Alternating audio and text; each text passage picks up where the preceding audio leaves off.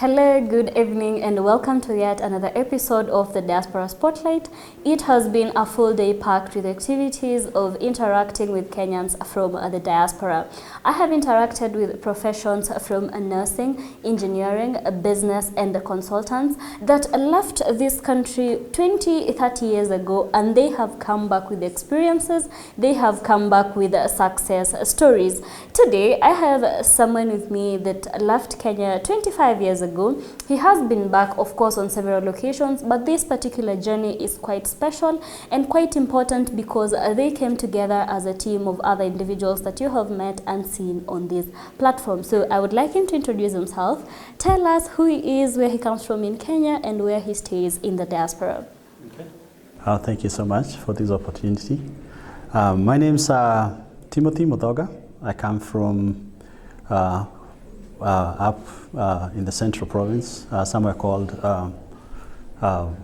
Ruathia, is in central Kangema, and I left Kenya about 25 years ago. That's in 2000, and I didn't know where I was going, but I ended up finding myself in America. So was it an education pathway or work? Yes. I went to the US as a student. I was when you go to the US, you get a visa. It's called F1.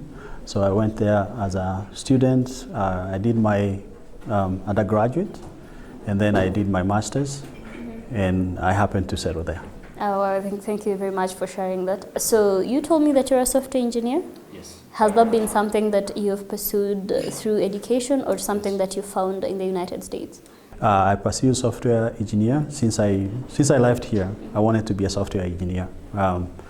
It's those things that it was a passion. I kind of saw people working on computers. I felt like that was a calling, and surely enough, I went through school. I kind of enjoyed whatever I was doing. I did my undergraduate as with a Bachelor of Science in Computer Science, and I did masters in the same. And I ended up being in the same field, yes. Okay, thank you very much for sharing that. So can you walk us through the 25 years in 5 minutes, just highlights of you left, you did this until here we are now?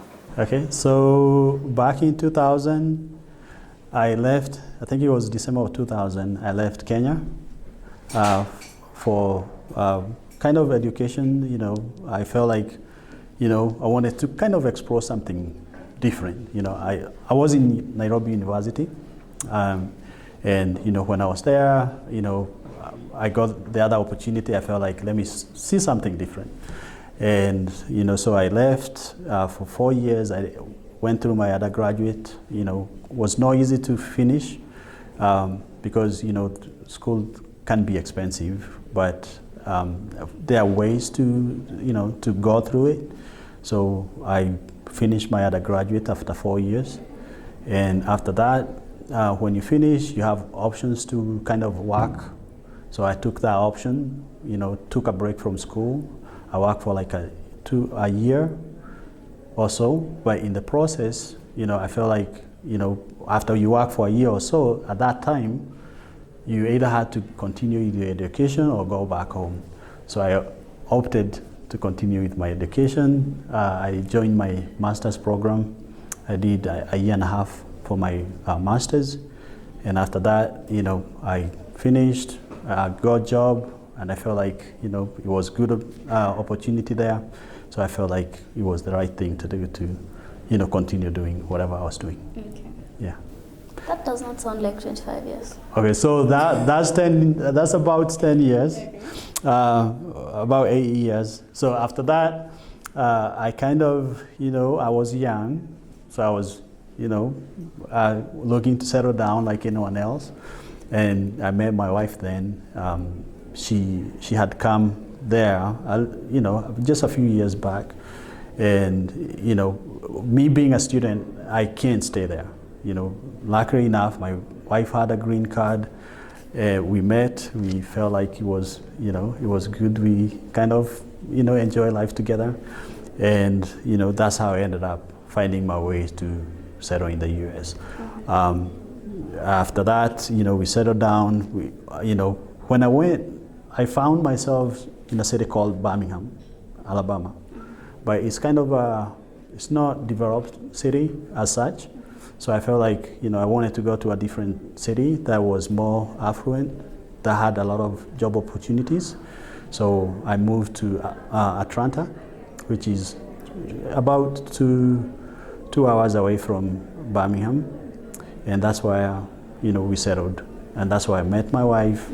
After that, we got 2 kids, and that's and after that, it's just a career progression. Like you start, as just in computers, you just start as a basic, and as you go, you kind of climb the ladder. As same thing with here. Okay, that's really impressive, because that's quite an interesting transition. I know you're making it look very easy and look like it was all rosy, but of course we'll get to the part where you felt like maybe I should go back to Kenya after all. Let's talk about your community work, because you've mentioned something that you're doing to help the Kenyan community and to give back. I want to know about the initiatives that you're doing where you are in Atlanta, Georgia, and some of the things that you're doing back home here in Kenya. Okay. So I am involved with a company called T-Falls Foundation. It's a company that was founded back in 2019 by our founder. His name is Charles Wangondu. And, when he started, he approached me. He was like, I have this idea of giving back to the community. And mostly, he didn't have a concrete idea by then, but, I joined him. He asked me to help him with some of the logistics of how to do it. Basically, what we do is we take a school that is in need, and we do some renovation. We start with, whatever the school need. So far we have done about 6 schools. We're gonna be handing over the last 2 schools that we did, in the next few days. And basically what we do is we take a school, we look at what they need. Most of these schools don't have like permanent structures. They have like wooden classrooms. They don't even have offices. They don't have bathrooms. So we take a school, we look at what they need, and we try to help them however we can. Some of the schools we had to construct from scratch, about 8 classrooms. We did some, a whole bathroom unit. And generally, when we do bathrooms, we have is a building with about 16 to even 20 individual bathrooms. And also some of the schools we have done administration block. So we build them administration block. When we feel like the school is ready to kind of, is good enough, then we move to the other school. So so far we have done about, completed about 6. We have other prospective. We will be starting soon. And that's generally what we have done. Generally, T4 Foundation is 100% supported by donors. Most of them are based in Georgia, and thanks to the donors, we will not be where we are. It has not been that long time, and you can see the impact that we have done. And if you go to our website, t4foundations.org, you see the impact that we have done. And I know, by this, we don't have any attachment to the schools. We don't have anything. We don't want anything back. We have built like the basics and the mechanism of, the work being done here by our team, right? We don't have any middleman or anything. We just do everything ourselves so that we can try to do or to make our money go far. So, yeah. So that's really interesting, because considering your profession, this is something that's very, very different from you to do every day at work. So what keeps you going in terms of this philanthropy work and trying to make sure that Kenyan students do actually have access to facilities to pursue education? So I think he started with, where I grew up. I grew up in the mountains. It was very cold. Some of the times, most kids didn't have shoes. Some of the kids didn't have sweaters. Some of the kids struggled with, basic stuff, right? So since that time, I have always had that urge to kind of give back, and during that time, even when I was growing up, I saw some people giving back, to the community. I always wanted also to be part of that one day. And at this point, I'm glad to say that, through T4 Foundation, we are able to give back even way more than I ever imagined that I would ever be able to do. And, because at the end of the day is, create that conducive environment for a child, because that child, the impact you make to that child, you will never know how much, going forward, they're going to be affected. So, ours is just to give back, help somebody that is in need, and, continue doing that. So it doesn't take so much from my, time, but, the impact is a lot. Okay, thank you very much, Timothy, for sharing that. And the one thing that I would like to emphasize is two truths can exist at the same time. As a country, we could be going through a very tough and a very difficult time. We can also acknowledge a truth and a fact that there are Kenyans out there through their own initiatives and collaborative efforts that are doing something one child at a time, through giving back and changing that one life in their community where they grew up from, either through classrooms or other initiatives that we have seen Kenyans from the diaspora doing. It's something that we can measure impact in what it's doing to learners. For example, what he's talking about schools and the kind of renovations that are doing. If more people could pull up and, back your idea and what you're doing, even back here home in Kenya, I think the impact could actually be profound. So continue doing what you're doing. It's a great act of patriotism. When you leave, find greener pastures and do come back to give to us. So you say that your success story, your diaspora story, is a success story. So would you like to encourage someone who's watching this today and maybe wants to start? Sure. Yeah. So my success story, after I finished school, I feel like if you move to the US or most of the country, education is important, and I feel like if you base everything as you encourage anyone who is planning to do that, to start with that part, take care of the education part first, because it does impact what you get down the line.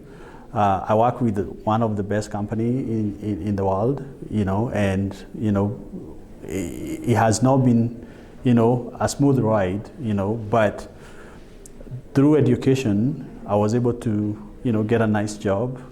I have gone through like different companies, fintech companies, but overall, you kind of always try to better yourself. And I tell you, there is opportunities out there. There is opportunities out there, and if you have that mindset that you can achieve it, I believe that you can. Because when I look back, what I do, I would never have thought I would ever do, right? And I'm a software engineer by profession. It's a good career. I can encourage anyone who wanna be in that career. And even here, I think the whole internet has made it easier that anyone can do what I do, right? I can work from this country forever without even being in the US. It's only that you have family and all that, but I could work from this country. So whether you are abroad, whether you're here, let that not be a deterrent that you can't find a job out there and be able to do whatever I do. So the main thing is, sharpen your skills, try to be better of whatever you are doing, try to do as best as you can. And I have no doubt that you can achieve whatever you set your mind into. Okay, thank you very much for sharing that. It's been that short and sweet with Timothy, and as you go back to Atlanta, we would like to send greetings. That's a very Kenyan thing to say. Ukienda huko unawasalimia. Yeah. Tunatuma salamu, uwasalimu, and continue doing the work that you're doing. I wish you all the best. And I do hope that you consider retiring in Kenya so that you can, bring the skills home. Yes. The only other thing I can say is, it's good. There is a lot of knowledge with, diaspora. If you know somebody, reach out. I feel like a lot of diaspora want to help however they can is just reach out and try to see what they can do. Okay, sawa. So asante sana for your Thank time. you. All the best. Enjoy the rest of your stay. Tell our viewers, kwaheri. All right, thank you guys. And support Thompson's for us. Hiya, kwaheri. Thank you. Thank you.